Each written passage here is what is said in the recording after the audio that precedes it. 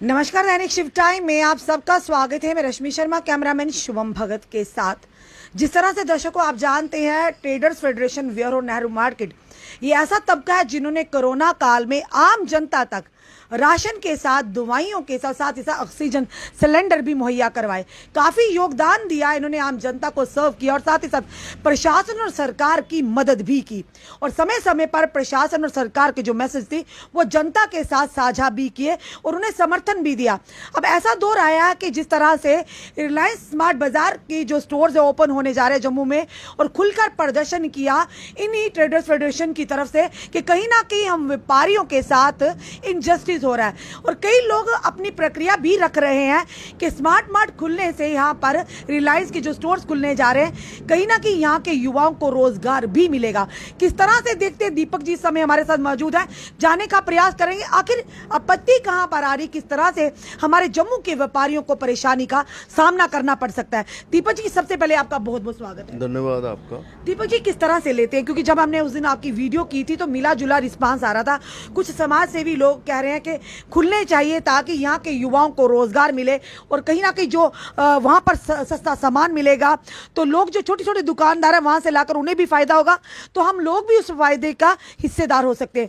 आप किस तरह से, जिस तरह प्रदर्शन किया, आपको क्या लगता है आने वाले समय में किस तरह की परेशानी हो सकती है यहाँ के व्यापारियों को? सबसे पहले आपने ये बात कही सस्ता सामान, पहले वो मैं क्लियर कर दूं, सस्ता सामान है क्या?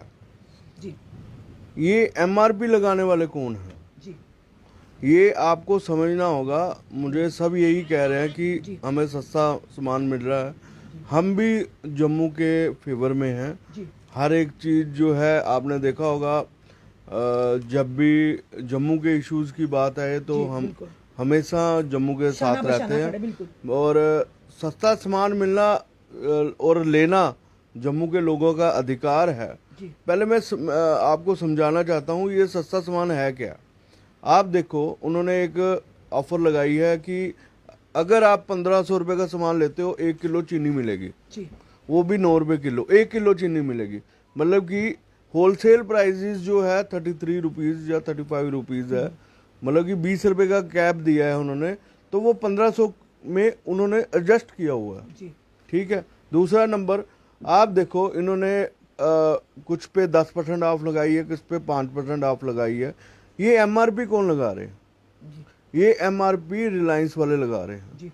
मैं एक उदाहरण तौर के ऊपर आपको मैं दाल की एक एग्जांपल देता हूँ। जो दाल का, ये चने की दाल है, उसकी जो होलसेल प्राइजेज है वो 60 रुपये है और रिटेल में जो बिक रहा है वो तकरीबन 70-75 रुपये में बिक रहा है।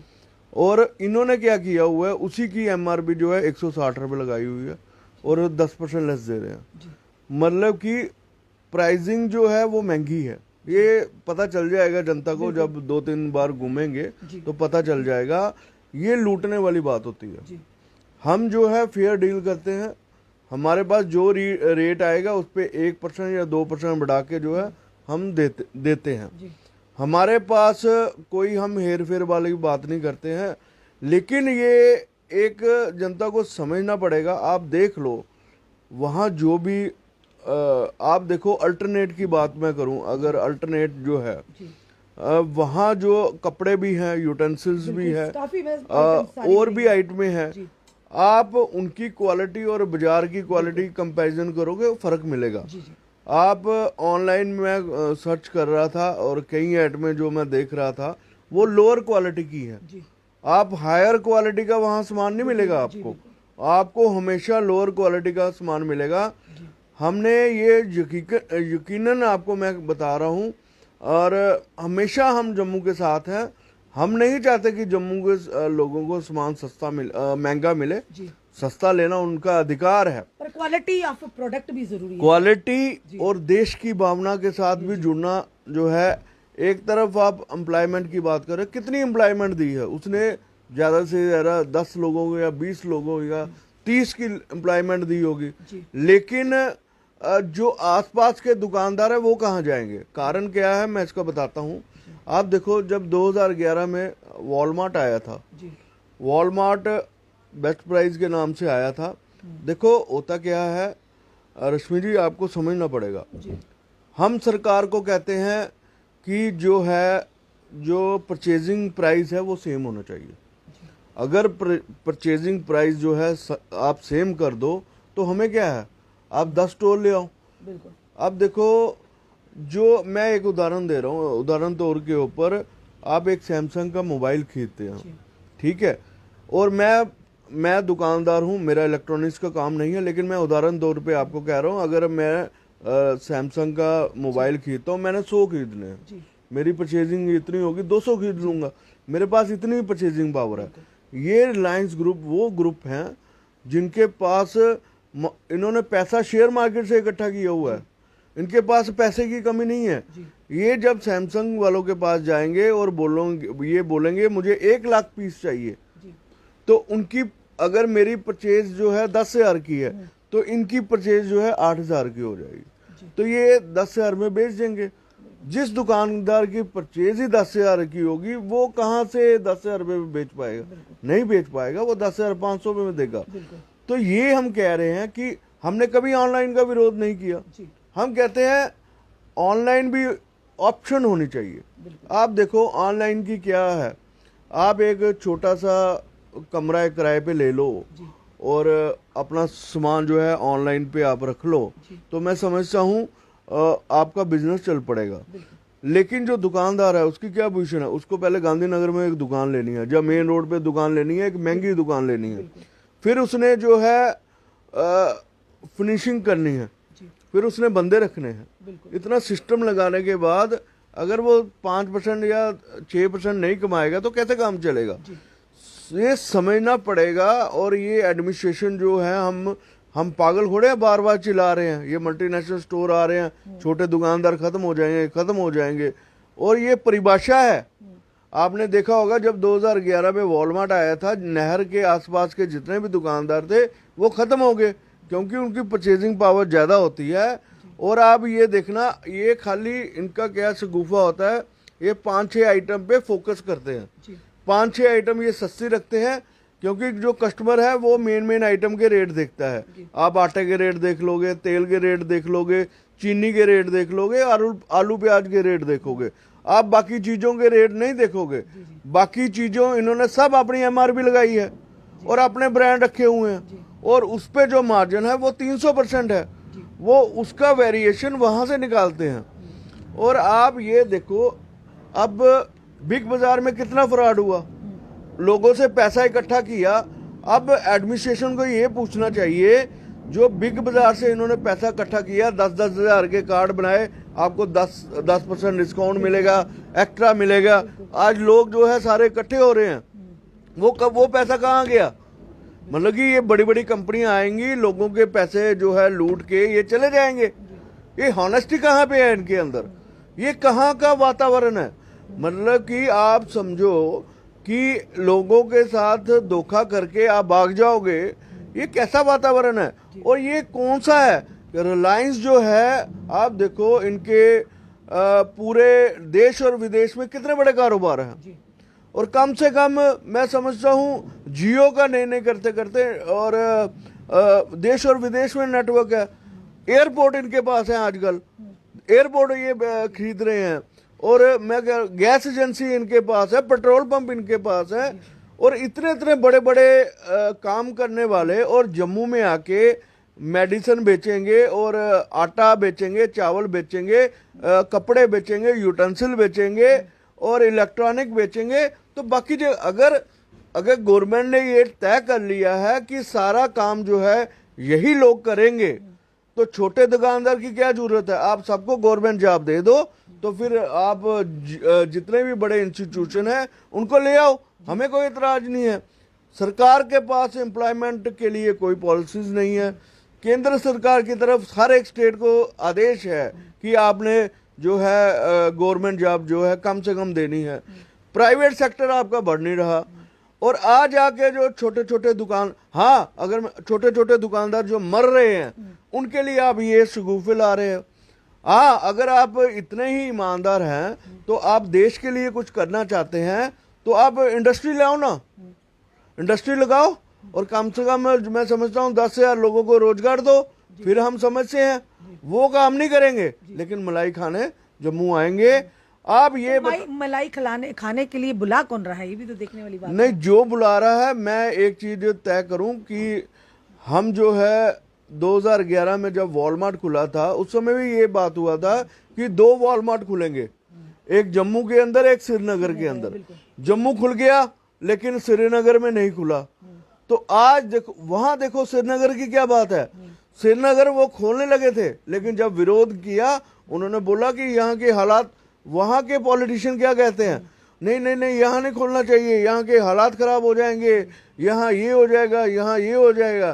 क्या जम्मू के पॉलिटिशियन किसी ने, आप बताओ, किसी ने एक भी बयान दिया ही नहीं, यार हमारे व्यापारियों के साथ गलत हो रहा है, छोटे छोटे दुकानदारी जो है वो खत्म हो जाएंगे, हमें लेफ्टिनेंट गवर्नर से अपील करनी चाहिए कि यहाँ पे ऐसा वातावरण जो है जम्मू में नहीं आए। जम्मू आपने उसी लिए रखा हुआ है कि 370 खत्म करेंगे और ये हमारा झंडा उठाएंगे। और हम जो है लगातार जम्मू कश्मीर जो आज जो 370 और 35 से हटी है, तो ये हम लोगों के कारण हटी है। अगर हम लोग नहीं चाहते तो शायद ये कभी नहीं हो सकता। और हम जो है हमेशा मुख्यधारा के साथ है और तिरंगा झंडे को सलाम करने वाले लोग हैं। आपने प्रदर्शन भी तो किया था 2 दिन पहले, अगर प्रदर्शन किया था तो क्या यहाँ की एडमिनिस्ट्रेशन ने आपसे बात करने का प्रयास किया कि इस पर गौर किया जाएगा या नहीं खुलने दिया जाएगा? क्या कहेंगे, जिस दिन खुला था उसी दिन तो इतना रश पड़ गया था।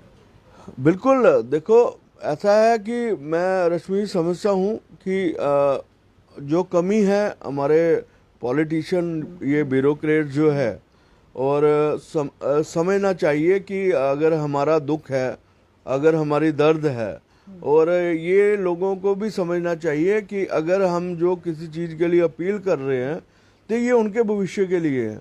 और मैं समझता हूँ किसी ना किसी को इसका इफेक्ट पड़ेगा। जो छोटा दुकानदार होगा वो किसी का रिश्तेदार होगा, इलेक्ट्रॉनिक्स का, जहाँ कपड़े का दुकानदार होगा, जहाँ आप देखो स्टेशनरी भी अंदर है, स्टेशनरी भी अंदर है। दीपक जी, आपने खुद ही कहा कि जनता अब जागरूक हो चुकी है, क्योंकि जनता अब चाहती है, हम जहां पर पैसे दे रहे हैं, पैसे देकर कोई चीज ले रहे हैं, तो क्वालिटी ऑफ प्रोडक्ट आज की जो प्रायोरिटी रहती है जनता की यही रहती है। जैसा से आपने कहा वो क्वालिटी प्रोडक्ट नहीं मिलेगा, तो जनता अवेयर है। अब जनता पर ही अब डिसाइड करने दीजिए ना उन्हें, क्योंकि जनता जहां से अगर व्यापारियों से सामान लेती है, जो पहले लेते आए हैं, अगर वाकई जिस तरह से रिलायंस के स्टोर में वो उस तरह की क्वालिटी का सामान नहीं मिलेगा, तो जनता खुद जवाब देगी। ऐसा है, ठीक है, आप बिल्कुल ठीक कह रहे हैं। आपने देखा होगा कि अगर जनता जो है, जनता को ये भी देखना पड़ेगा कि जो छोटे छोटे दुकानदार हैं वो कहाँ जाएंगे, जो जितने भी छोटे छोटे दुकानदार हैं वो कहाँ जाएंगे। ये बड़ा एक, मैं कह रहा हूँ, बड़ा सोचने समझने का फ़र्क है। अगर हम इनको अलो करते हैं हमारे जम्मू में, आप आने वाले दिनों में देखना कि ये हर एक डिस्ट्रिक्ट में खोल रहे हैं। जी बिल्कुल। तो पिछली बार जब 1 साल पहले जब 100 रिलायंस स्टोर हमारे जम्मू में आ रहा था, तब भी हमने प्रेस कॉन्फ्रेंस करके ये बंद कराए थे। तब भी जनता ने पूरा साथ दिया था, पूरा जम्मू बंद हुआ था। लेकिन हम अब जो है गवर्नमेंट ने चोरी छुपे जो है इनको लाइसेंस देने का काम किया है। हम जनता के बीच में जाएंगे, जनता के आगे बात रखेंगे। पर दीपक जी, आपकी अगर फेडरेशन की बात करें, नेहरू मार्केट व्यूअर फेडरेशन की, हमेशा आपने सरकार के जो भी आदेश थे उनका पालन किया, हमेशा उनका समर्थन दिया है और जनता के बीच में और सरकार के बीच में एक ब्रिज का काम किया है। तो आज अगर आप परेशानी में हैं या अपनी बात को रखना चाहते हैं, तो आपकी बात को क्यों नहीं सुना जा रहा, ये बड़ा सवाल रहेगा ना। क्योंकि धारा 370 जो एब्रोगेशन हुआ था, आप लोगों ने भी मिठाइयाँ बांटी थी, आप लोग भी खुशी से आपने समर्थन किया था, भाएं पिलाए हुए। कोरोना काल ने आपने पूरा, जिस तरह से प्रोटोकॉल था, इस पर जो आदेश है आपको सरकार के, आपने पूरा पालन किया और जनता की मदद की, जहाँ की सरकार को करनी चाहिए, आपने पूरा सरकार के साथ शाना बशाना जनता के हित के लिए काम किया। तो आज अगर आप, हमारा व्यापारी वर्ग ही परेशान है, तो यहाँ के रिप्रेजेंटेटिव, यहाँ के नेता, यहाँ की सरकार एडमिनिस्ट्रेशन को लगता नहीं कि आपसे बात करनी चाहिए, बीच का कोई रास्ता निकालना चाहिए? आप बिल्कुल ठीक कह रहे हैं। आप देखो कि जब एम्स की बात आई थी तब क्या हुआ था, हमने लड़के लिया, सेंट्रल यूनिवर्सिटी हमने लड़के ली, ठीक है। ये जम्मू की आदत है, जम्मू में हमेशा ऐसा ही होता है। जम्मू में जो भी कुछ चीज़ या मनवानी है या मांगनी है, तो ये जो है लड़के ही मिलती है। अभी हम जो है जनता के बीच में जा रहे हैं और सब जो है छोटे छोटे दुकानदार जो है हमारे साथ इकट्ठे हो रहे हैं कल भी हमारी उसके साथ छोटे दुकानदारों के साथ मीटिंग थी और लोग जो है काफ़ी परेशान थे। और हम जो है स्टेक होल्डर्स हैं, हम छोटे दुकानदारों की आवाज़ जो है लगातार जो है उठाते रहेंगे।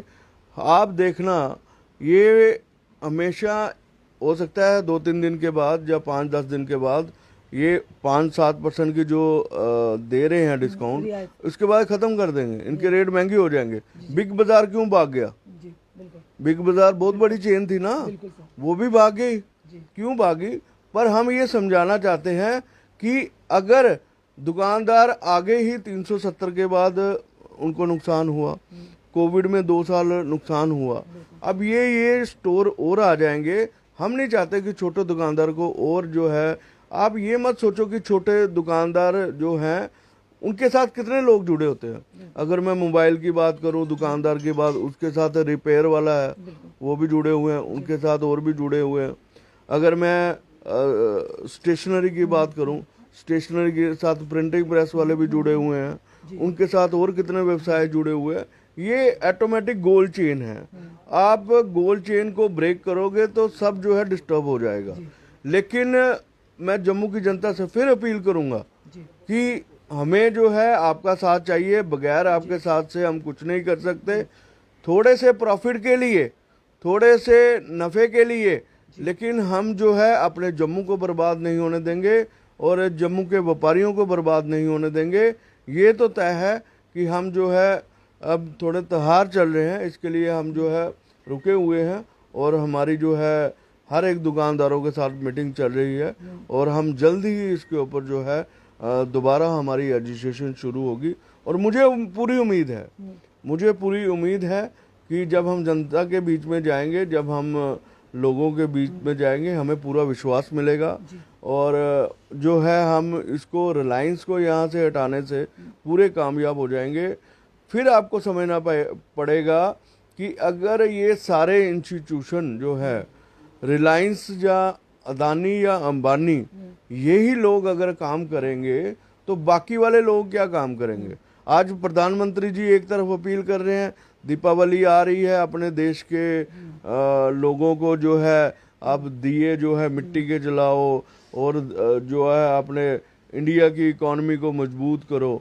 तो हम क्या अपील कर रहे हैं? हम यही अपील कर रहे हैं, जम्मू के दुकानदारों को बचाओ। और आज जो इस बार जो दिवाली आ रही है, अगर आप अमेज़ॉन और इनसे करते हो परचेजिंग, तो हमारे जम्मू में अच्छी तरह से कोई दिवाली नहीं मनाएगा। आप जाओ छोटे दुकानदार के पास जाओ, उनसे लेके आओ चीज़ें और उनके घर खुशहाल दिवाली मनेगी तो हम समझेंगे कि हमारे घर जो है ऑटोमेटिक दिवाली बन गई है।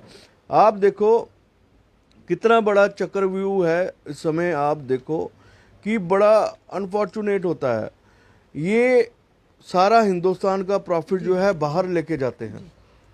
अगर दीपा जी एक सवाल आपसे भी करूंगी, सिर्फ रिलायंस के स्टोर और भी काफी मॉल्स खुले, काफी बड़े बड़े स्टोर्स यहाँ खुले हैं, आपत्ति उनसे नहीं, आपको रिलायंस के स्टोर से ही क्यों आपत्ति है? आप कौन से स्टोर की बात कर रहे हैं और कौन से स्टोर? बड़े बड़े मॉल्स जो खुले हैं, कई मॉल्स भी बड़े बड़े स्टोर जहाँ पर अंडर वन रूफ सारी चीजें मिल रही हैं। नहीं, जम्मू के अंदर वॉलमार्ट और रिलायंस के अलावा और कोई नहीं खुला है। अगर ट्रेंड खुला हुआ है, अगर आप ट्रेंड की बात कर रहे हैं, ट्रेंड में खाली कपड़े मिलते हैं। मेरा जो मकसद लड़ाई है कि एक ही चेन के अंदर सब बिजनेस को देना, वो गलत है। अंडर वन रूफ सारा बिजनेस, आप ये कह रहे हैं कि सारा सेटअप करना, आप देखो ट्रेंड का हमारा कोई विरोध नहीं है। आप ऑप्शन दो, हम कह रहे हैं ऑप्शन दो। आप अगर सस्ते कपड़े लेने हैं तो आप ट्रेंड में चले जाइए, अगर आपको अच्छे कपड़े चाहिए तो आप मोनालिसा के पास जाइए। विरोध कहाँ है? विरोध कहाँ? ऑप्शन है दो। लेकिन आप बोलोगे हम ऐसे इंस्टीट्यूशन ले आएंगे जो all in the one space होगा, वो गलत बात है। हमारा विरोध उस तरफ है। हम जो अब वॉलमार्ट क्या है, वहाँ इलेक्ट्रॉनिक्स है, ग्रोसरी है और आपके स्टेशनरी है, कपड़े है, आप सब ए से लेके खुलने से जो आम छोटा व्यापारी उसके काम पर इफेक्ट पड़ेगा। बिल्कुल। कहाँ जाएगा? अब मैडम आप बताओ ना, कहाँ जाएंगे वो छोटे छोटे व्यापारी जिसके पास अगर खाली उसने किताबें की दुकान रखी है, अगर किताबों की दुकान रखी है, वो अपनी किताबें जो है किराए पे देता है और लोग पढ़ के जो है वापस ले जाते हैं। हमारे जम्मू में ऐसा चलन है। ये आप जो कह रहे हो ऑनलाइन ट्रेड और ये रिलायंस वाले स्टोर, मात्र 1.25 करोड़ की आबादी है हमारे जम्मू कश्मीर में। यहाँ आप 100 स्टोर खोल दोगे तो बाकी व्यापारी तो प्रशासन और सरकार की आपकी बात मानेगा या समझेगा? नहीं, हम तो सड़क पे जाएंगे और जनता के बीच में जाएंगे, हमें पूरा विश्वास है।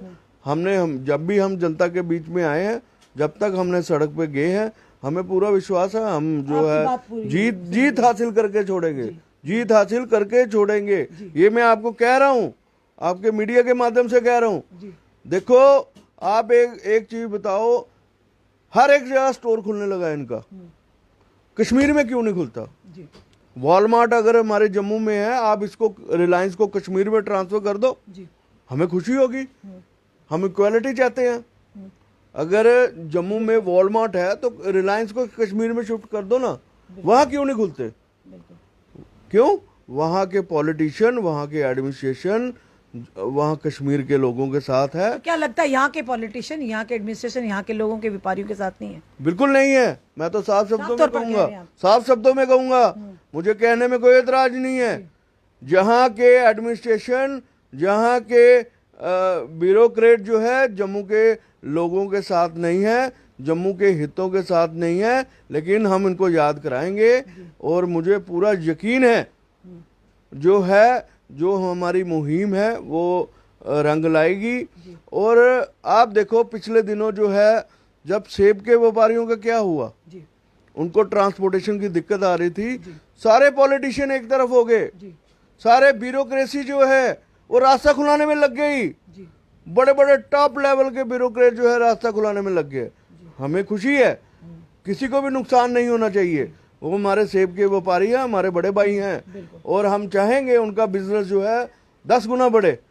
लेकिन ये थोड़े है कि अगर उनको कोई प्रॉब्लम आती है वो सारे उनके साथ हैं, और जब हमें व्यापारियों को प्रॉब्लम आती है तो हमारे साथ कोई खड़ा नहीं होगा। ऐसा कैसे होगा?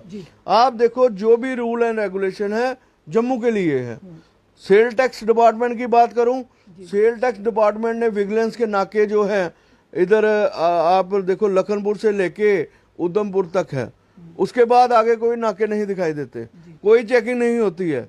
मतलब कि जम्मू कश्मीर जो ड्यूटी है वो खाली रूल जो है जम्मू के लिए है, कश्मीर के नहीं है। और व्यापारियों को तंग किया जाता है, और हर बार जो है व्यापारियों को तंग किया जाता है माइनर मिस्टेक के लिए, छोटे छोटे मिस्टेक के लिए प्लेंटी लगाई जाती है। ये दिन त्योहार में नहीं देखते। आज दिवाली के सीजन में अगर व्यापारी काम करेंगे, अरे सोसाइटी का पार्ट है वो। आप देखो छोटे छोटे वही दुकानदार है ना जिन्होंने अगर देखा कि साथ में कोरोना के समय अपने अगर नजदीक में कोई रेडी वाला है जो जिनको काम नहीं, उनको 10 किलो आटा दिया या चावल दिए, तो ये वही दुकानदार है, ये रीढ़ की हड्डी है।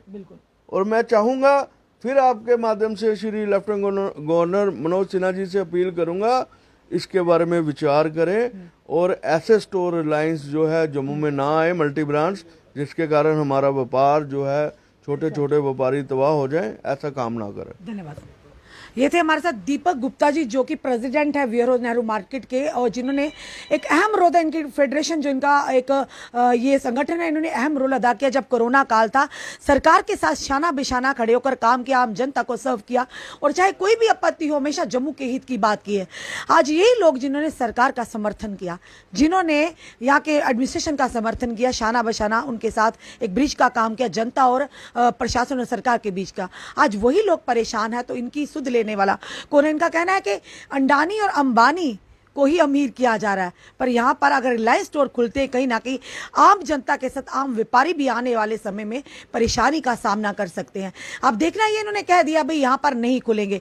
अब जनता इस पर क्या अपनी राय रखती है, क्योंकि जनता भी आज के दौर में प्रायोरिटी है क्वालिटी ऑफ प्रोडक्ट्स की, और जनता भली भांति चाहती है कहां से, किस जगह से, कितने पैसे में किस तरह की चीजें मिलती है। अब देखना यह है कि जनता रिलायंस स्टोर्स खुलने पर सहमति जताती है या वो भी इसका विरोध करती है, क्योंकि जनता का हर फैसला सर माथे पर। इस वीडियो को देखकर अपनी राय जरूर दीजिए कि क्या दीपक गुप्ता जी ने जो कहा कि रिलायंस स्टोर्स अगर खुलते हैं तो यहाँ के छोटे व्यापारियों के कामकाज पर काफी इफेक्ट होगा। तो आपको क्या लगता है? इस वीडियो को जितना हो सके शेयर कीजिए। जुड़े रहिए हमारे से अगले अपडेट के लिए। जय हिंद, जय भारत।